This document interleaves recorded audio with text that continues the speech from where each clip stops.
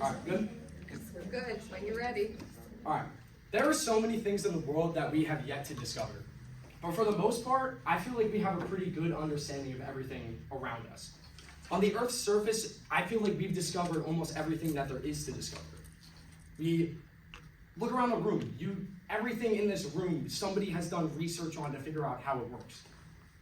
But funny enough, the thing that takes up 70% of the world, we still know almost nothing about. I think you guys know what I'm talking about. I'm talking about the ocean. According to Tyson Brown from National Geographic, more than 80% of the world's oceans have never been mapped, explored, or even seen by humans. This means that we have discovered less than 20% of the world's oceans. Yet, a book by Carlos Duarte called The Exploration of Marine Biodiversity claims that we have discovered 240,000 different distinct aquatic species. Less than 20% of the oceans we've discovered, and 240,000 different species. Each of these species have their own traits, unique characteristics, attributes, things that differ them from each other. But there's one attribute that only 0.0016% of aquatic life forms have that I am absolutely fascinated with. And that is the ability to generate electricity. So today, I'm going to be talking to you guys about one of my favorite animals on Earth, the electric eel. Now, I'm gonna split this presentation up into 3 parts. First, I'm going to talk to you guys about general information behind electric eels. Then I'm going to talk to you guys about how they generate their electricity. Then I'm going to talk to you guys about how they use that electricity to their advantage. To start off, the electric eel, otherwise known as the Electrophorus electricus, cool name by the way, is actually a type of knife fish. It's not even an eel. We classify electric eels as eels because they look so similar to eels, so it lowers confusion. They're dark gray, grayish brownish in color. They have a yellow, orangish underside, like you can see in the picture behind me. And they do not have any pelvic or dorsal fins. Pelvic fins are the fins that are on the side of the fish. Dorsal fins are the fins that are on the top of the fish. But they have one long caudal fin on the bottom of them, as you can also see in the image, allowing them to move around in the water. But the most important part about electric eels is, according to Jack Cover from the National Aquarium, electric eels can generate up to 600 volts of electricity in milliseconds. For those of you who aren't very electrically fluent in language, that is if you were to take 400 AA batteries and wire them in series, and then touch each side of it. Now, the way they do this is seriously fascinating, but to understand, we got to talk about their anatomy. Electric eels have 3 electrical organs that take up 80% of their body. It's the main organ, the hunter's organ, and the sacs organ. Now, looking at the picture above, this is where they're located on the electric eel. The front 20% of electric eels hold all of electric eel's vital organs, every single one of it. 80% of its body's purpose is only to generate electricity.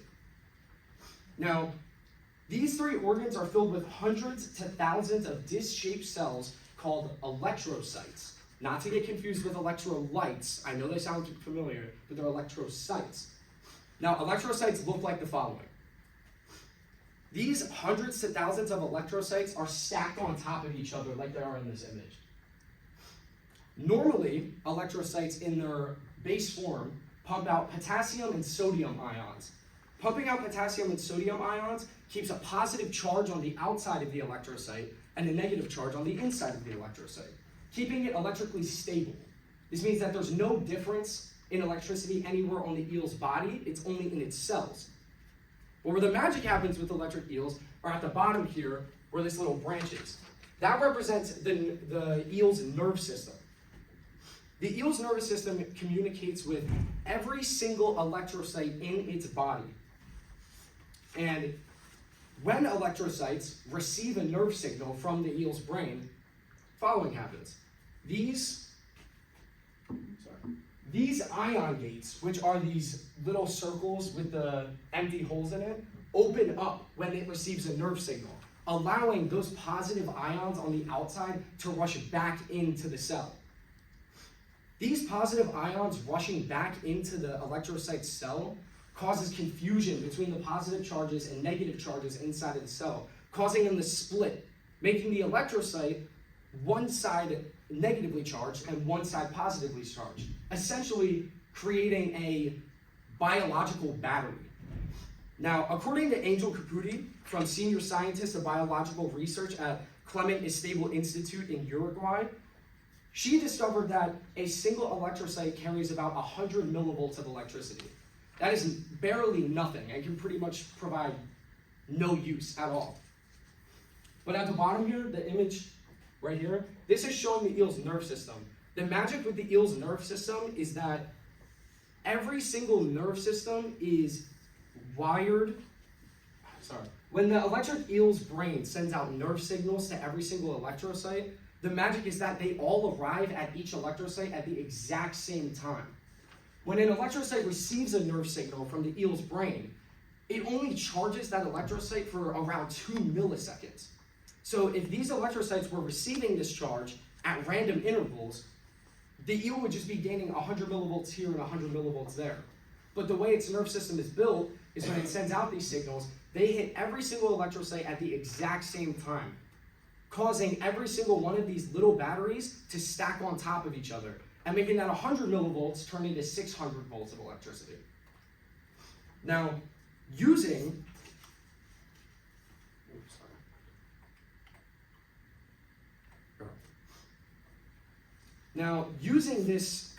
their 3 electrical organs, electric eels can vary their output voltage.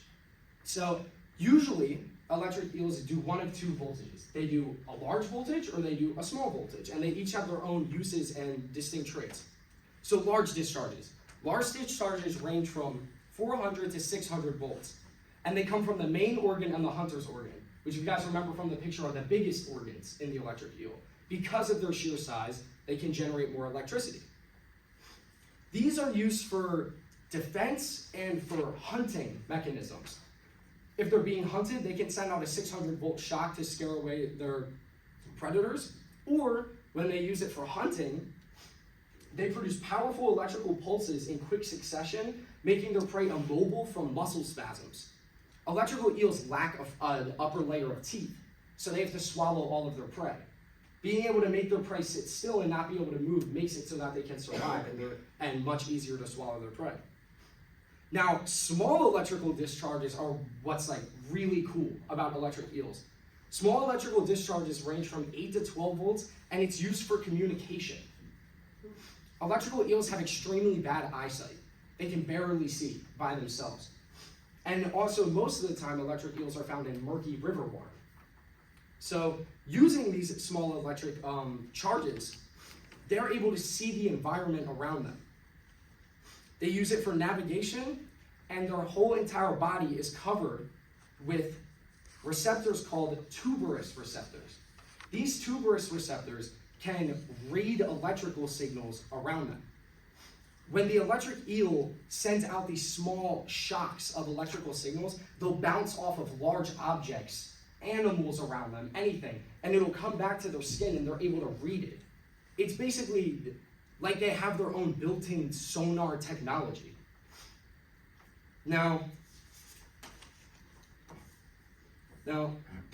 after viewing how electrical eels use their electricity, they almost seem like aliens. The fact that an electrical eel is able to produce up to 600 volts of electricity in a couple milliseconds seems like it should be breaking some law of physics that's there. It feels like there should be some rule in place on the earth that doesn't allow it to happen. Electricity shouldn't be that easy to generate, but it is. And electrical eels do exist. And they exist in that less than 20% of animals that we've discovered. We have only discovered less than 20% of the ocean, and we have found crazy animals like the electric eel. So who knows what else is out there? There could be a fish that we discovered that could cure cancer.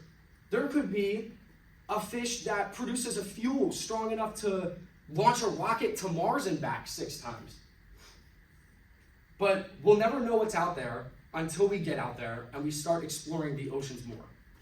Thank you. Questions?